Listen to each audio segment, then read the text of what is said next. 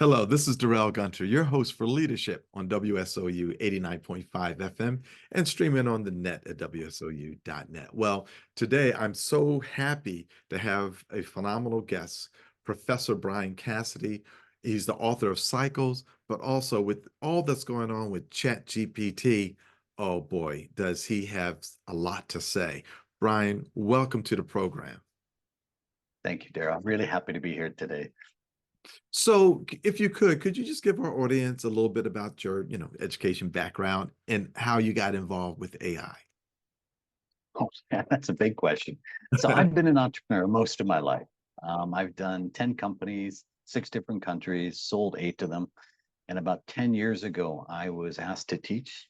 And I said, who in God's name ever wants to teach?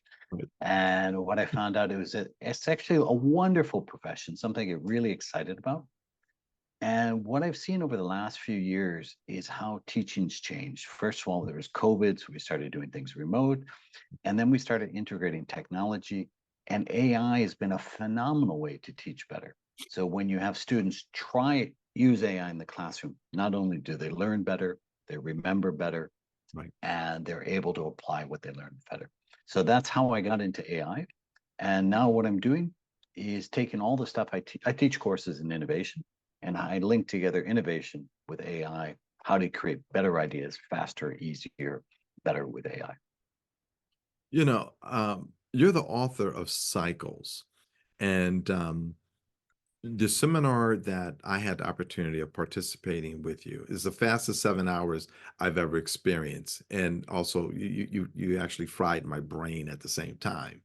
Um, so was the outcome of your this wonderful seminar that you pulled together, is that the outcome from Cycles? It's a little bit. Cycles I wrote about 3 years ago, because actually I was missing a textbook for my courses. And I said, look, what would be the textbook I would like to have? Mhm. And what was interesting about the process, I started writing the process and I realized all the places I was missing knowledge. And I Mhm. ended up working with 23 co-authors to write what I think is a great book, but every author will tell you their book's a great book. But the seminar that you went on actually follows the framework of Cycles, Okay. which is ideas are built through a process. You figure out what you want to build, which is alignment. You Mhm. build ideas, you check them, you systematically improve them. Mhm. And that's the same as the book, and it's the same as the seminar you're looking at. And what I think is good, one of the things we're looking for with AI is we're looking for the magical prompts. We're looking for AI to do everything. But Mhm. really, the challenge to get AI to deliver good results is having domain expertise. And I Mhm. think it's the domain expertise plus using AI that delivers really good results, and which fried your brain, by the way. Right. And so, I was intrigued when I first saw your post on LinkedIn with your goal of saying that you wanted to train 1,000 entrepreneurs, and that was a goal that you set. And you shared with us um, that you had overwhelming response to that. Why do you So, feel that it was so overwhelming? so well, actually, I have to tell you, Daryl, the number's a bigger one than that. My target's 1 million, so not 1,000. So last year I It is a taught million. five. My apologies. Yeah, no, so last year I taught 5,000. Um, and what I think is there's a huge number of people Mhm. who want to be involved in something bigger than themselves. Right. And one of the biggest things you can do is create the potential for the future.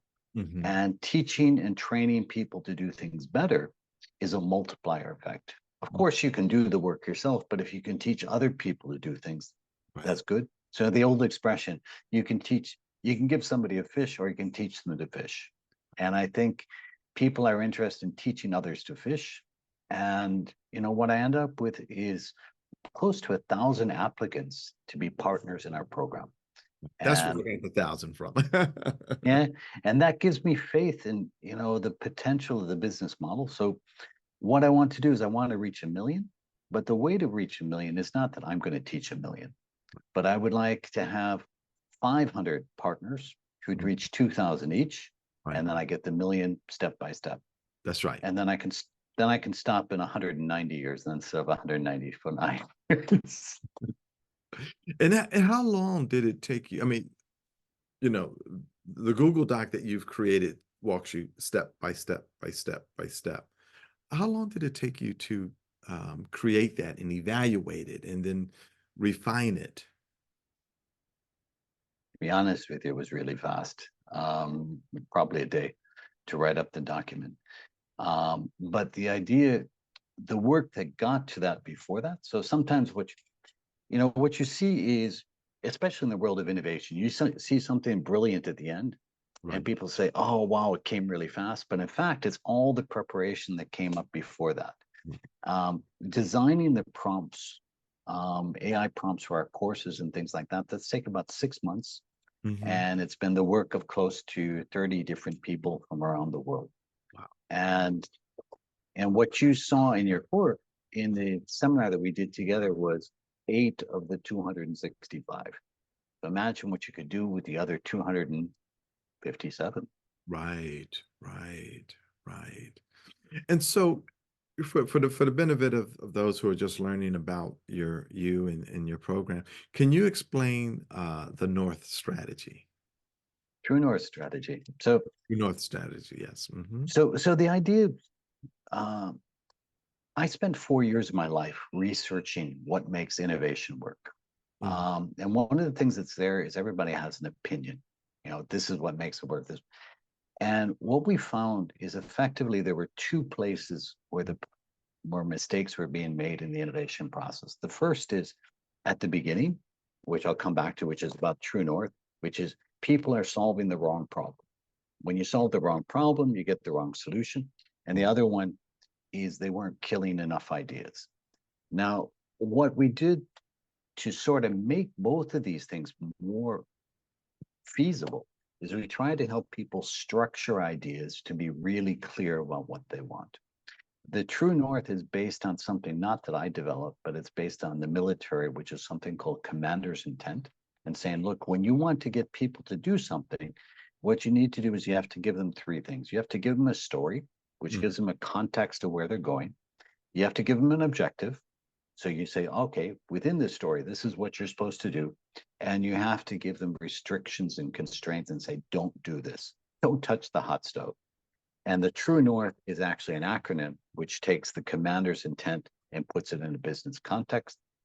And, I think what's successful about it, and here's your acid test for anything. If a CAO can use it, it means it's simple enough for the world. And we have CEOs that are using it to make things clear with their teams. right. The thing that really struck me was the restrictions, which keeps people focused in a very um, structured way, in a very nice way. Yeah. Mm. How Yeah. do, I how do mean, you people respond to that, the restrictions? I think it's difficult for people because typically when people think about innovation, they want to improve something, they want to make it better, and they want to leave Mhm, things off on the side. They don't want the restrictions. But in fact, where the brilliant ideas come up is when you build something within a context, when mhm, you eliminate things and you focus in on a specific area. Um, example of a contradiction is you want a car that drives faster and safer. mhm. Okay. You will end up with more innovative ideas for a car for that than if you just try to design a car that drives faster. And it's within those things where you put a barrier around there that it makes our brains think better. Mhm. I'm going to give you an interesting tidbit. If I was to ask you to do a memory test, and I was asking you to name all the things in your refrigerator, and I Mm. gave you 1 minute to do it, Mhm. you would come up with a list. If I asked you to name all the things in your refrigerator that are white, you will come up with a longer list. And the reason being is when we restrict our brain, we focus our brain and we develop better solutions. Ah, yep, absolutely. Daryl, can I pause this? I'm going to Sure. I don't know if I can. I'm Yep. going to Yeah, so we're talking about restricting how it allows you to really focus and provide more. I Mhm. guess does it allow you to provide more clarity? So what action restrictions do two things. One is they free up areas for your brain to think. Mm-hmm, Two is they make a creative tension within your brain. When mm-hmm, you have a creative tension saying, I want this and I don't want this, that's the core of innovation. The mm-hmm. core of innovation is not to make a car that drives faster, but a car that drives faster and is safer, a car that drives faster and uses less fuel. Innovation happens within a context to make something which is valuable. Wow. You know, the famous deceased martial artist Bruce Lee, he always talked about cutting away, eliminating things to increase your focus for that. That's immediately the quote that came to mind about that when you said that to restrict things for that. Yeah. And it's actually something that's there within the, I do have an academic hat, but the strongest predictor of creativity and innovation success is your ability to cut away, the ability to kill ideas. Mhm, And what happens is you have these bright lights and you're going everywhere at once. When you come in and you focus in on one specific thing, not only do you do that thing better, but you're able to generate more energy, more focus, get your team to focus on it. So this restrictions bit is really cool. mhm. Um, and after people see it in action, they buy into it and they say, "Wow, I never thought about that." Yeah. And and I think the best proof that a tool works is, do people use it afterwards? And I'd say maybe 50, 60% of the people I teach it to Mhm. actually use it in their team in a follow-up meeting. And they say, that works. No, interesting. When we were doing the exercise, there's a gentleman who's the chancellor of the state of Pennsylvania school system at Mhm. university and colleges, Dan Greenstein. And I can't wait to contact Dan. Dan and I uh, uh, dealt with each other back in 2003. He was at the California Digital Library. I was at Elsevier, and we were negotiating this agreement. But now he's here in Pennsylvania. But he blogs on a regular basis about how to improve college education for that. And I said, boy, this seminar will be great, not only for the state colleges in Pennsylvania, but all universities as well. What in your mind's eye, what does success look like in 2025 for your workshops? Hmm. That's a good question. I don't know. I think the answer to the question is people learning useful skills and actually applying those skills. Right, And more importantly, is you can create sort of a waterfall. Whereas if the skills are clear enough and simple enough, they can share it with other people. right. So, for me, what I want is when I lay myself down and I breathe my last breath, I'd like to believe that I made an impact someplace. Hmm, And if I can help people create meaningfully unique ideas hmm. faster, easier, more effectively, which is what innovation's about. Right. And if AI is a tool that does it better, I'll be happy. So I guess the criteria there is just more people using it and more people sharing it. And also, I would say the other part is simplifying it, because Hmm. actually, when it gets simple, people could share it easier. Right. So if I can explain it to my mother in 5 years, then I know I've got my course right. There By you the way, mom, if you're listening to this, I didn't really mean it. go. Now, have you started to track the folks that have gone through your program and who are actively using it? Have you been able to capture any statistics on their success? So I teach a lot of students, and a lot of students typically in developing countries where opportunity is less available. Mm-hmm. And I think, I do follow ups, ask them how things are going. I come back to them. But the best examples I have is people sending me a wedding invitation and saying, I paid for this wedding using things I learned in your course. Wow. So so for me, those are the best evidence that things are working, that they're actually developing things. Hmm. And I think, what you see, the course was not necessarily about innovation, but it's about creating a learning mindset. The idea when you apply yourself to a challenge, you keep on going and you'll get better. And if I leave that with a student, it affects them in everywhere they're working. I really felt that my group, the group that I participated in, we were really asking ourselves better questions, challenging each other, but challenging each other in a very productive and cooperative way. It was really just a really great group that you had curated, for that. But it's So, ask better, deeper questions. so I think, when that happens, there's two things that are there. One is, it's the quality of the people in the group, and I think that's a big part of it. Hmm. But if somehow the group can get aligned on what they want to do, Hmm. then what you have is you're no longer fighting between the individuals about whose voice is loudest, but you have a central objective that people are sharing, and your conversation's productive about it. Right. And where I think, where I see real opportunities is when people are aligned, how many amazing things they can do together. Right. When it stops being the loudest voice in the room, but the voice which is delivering best on the objective. Yes, yes, yes, yes.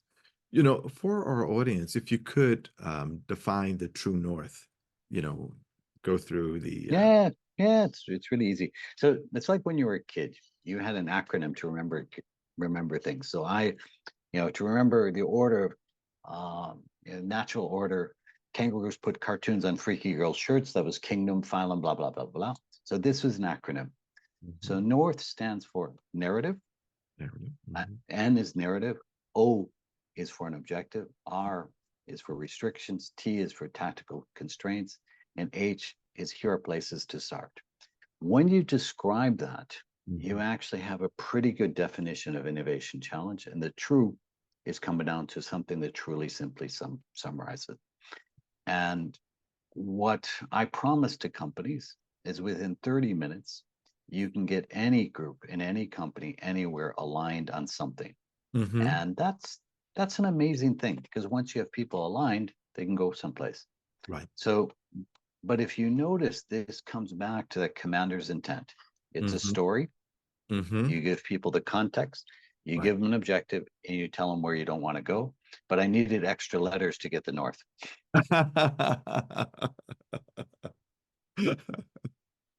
Well, I found it to be quite effective for that. Yeah. And so, what is your next steps with your program, with your objective So, of 1 million, train 1 million entrepreneurs? so, um, I reached out. I had approximately 1,000 applicants for the courses that you attended. We shortlisted about 150, Mhm. and I will have around 120 that go through the courses. And my hope is to find 60 to 70 partners Mhm. where we create new programs, Right. extend the content, co-create something better. Mhm. And if I do this right, each group, each person reaches a couple hundred people. So my reach next year is not 5,000 students, but it's 15,000. And then if the waterfall continues, Right. 15,000, 30. But the problem is you always have to do this incredible uptick at the end to reach my target. A million's a lot of people.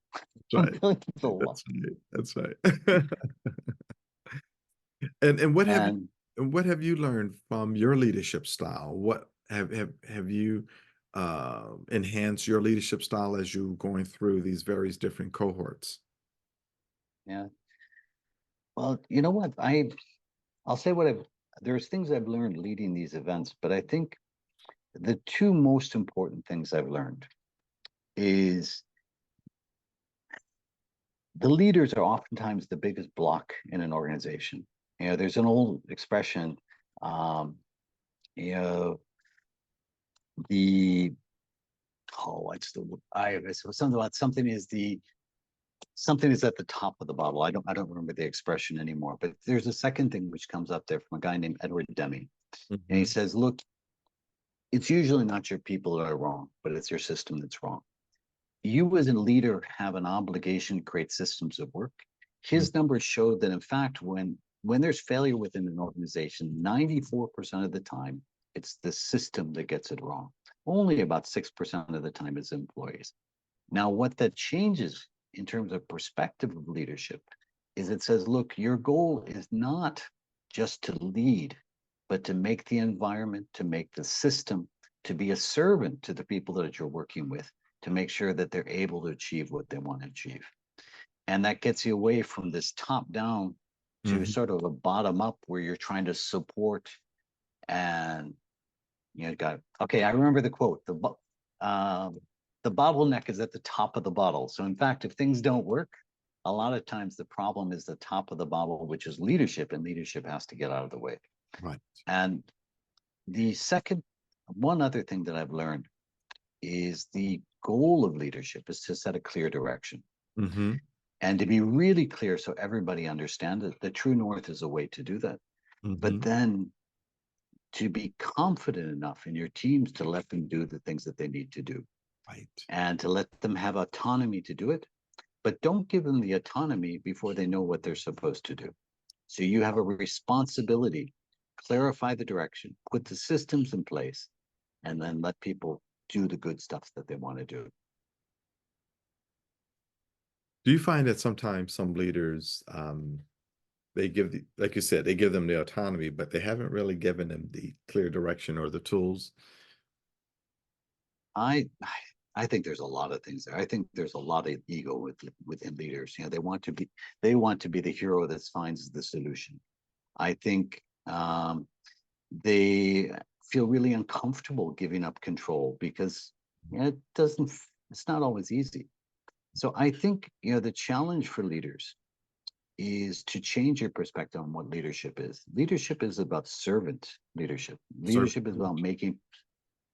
making things comfortable, making other people the hero. And honestly, if your teams are heroes, you will be a hero in the end.